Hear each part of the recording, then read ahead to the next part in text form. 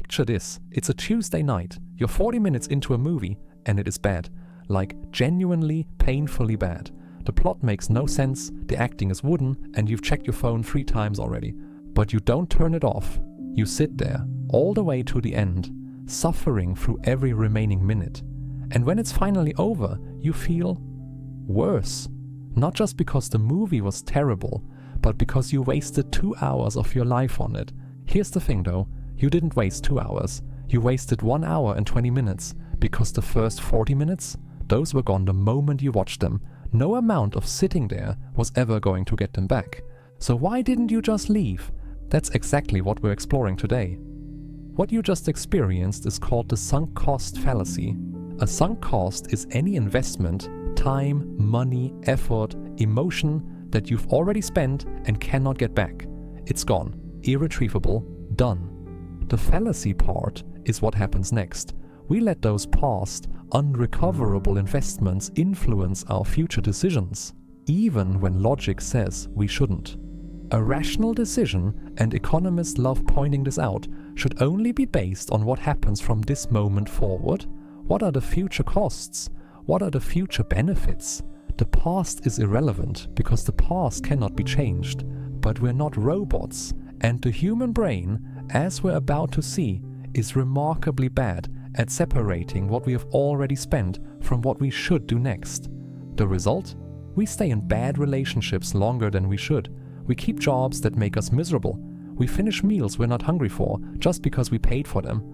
We double down on failing projects. We hold on to losing stocks, hoping they'll come back, all because of something that's already gone. So where does this bias actually come from? Let's look at the brain for a second. When you make an investment in anything, your brain registers it. It files it away, and losing that investment feels genuinely painful. This connects to a concept called loss aversion, explored by Daniel Kahneman and Amos Tversky. Psychologically, losses hit us roughly twice as hard as equivalent gains feel good. Losing $20 hurts more than finding $20 feels great. So when you've already spent something, walking away doesn't just feel like moving on. It feels like losing, and your brain will work very hard to avoid that feeling. But the most revealing study on this comes from 2 researchers, Hal Arkus and Catherine Bloomer. In 1985, they published a paper in the journal Organizational Behavior and Human Decision Processes called simply The Psychology of Sunk Cost. Here's one of their experiments. At the start of a theater season at Ohio University, theatergoers came to buy season tickets. Without their knowledge, Arkus and Bloomer randomly assigned buyers to one of 3 price groups. Some paid the full price of $15, some paid $13, and some paid $8. Same seats, same plays, same access. The only difference was how much people had spent. Then Arkus and Bloomer tracked how many performances each group actually attended over the following 6 months. The result? People who paid full price attended significantly more plays, about 4.1 performances on average, compared to around 3.3 for those who'd gotten the discount. They were spending their Tuesday evenings at plays they may not have even particularly enjoyed, all because they'd paid more upfront. The money was already gone. It couldn't be recovered by attending more plays, and yet it was pulling people out of their houses on cold Ohio nights. Arkus and Bloomer's conclusion was striking. This behavior is driven by a deep, almost primal desire not to appear wasteful, not just to others, but to ourselves. We've internalized the idea that waste is wrong, that quitting is failure, that a smart person wouldn't have spent that money on something they don't use, so we use it even when we don't want to. Once you know this bias exists, you start seeing it everywhere.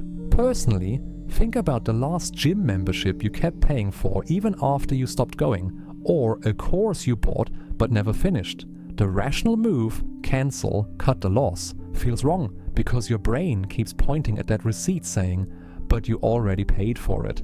So the subscription quietly renews, month after month. In financial markets, this one gets expensive. Investors regularly hold on to losing stocks far longer than they should, waiting and hoping for a recovery, not because the fundamentals support it, but because they can't stomach crystallizing the loss. "I'll sell when it gets back to what I paid for it" is one of the most expensive sentences in investing. The market doesn't care what you paid. It never did.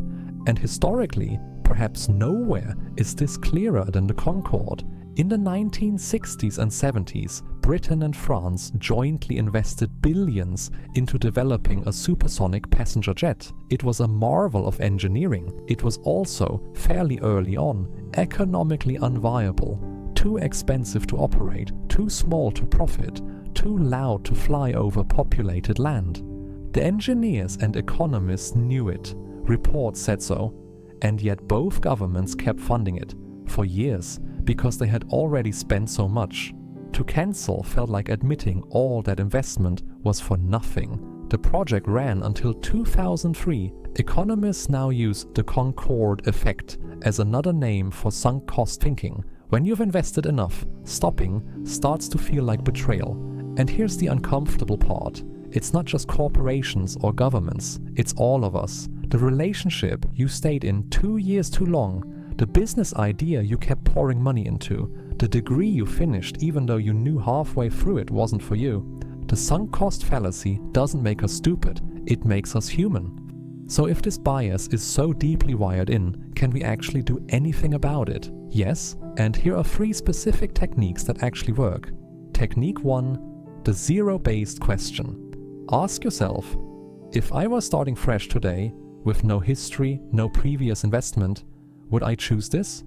Would you choose this job, this project, this relationship right now from scratch?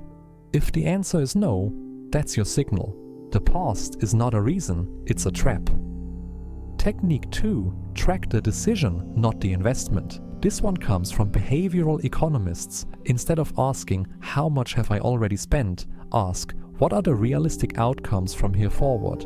Write them down if you have to. Separate the future from the past on paper, because your brain has trouble doing it automatically. Once you see the future costs and benefits in black and white, they become easier to evaluate clearly. Technique 3, reframe quitting. We've been taught that quitting is failure. It isn't. Sometimes quitting is the most rational, strategic move you can make. Nobel laureate Daniel Kahneman calls this the courage to cut losses. The smartest investors, the best managers, the most successful people, they're often not the ones who pushed through the hardest. They're the ones who recognized when to stop and redirected that energy somewhere worth it.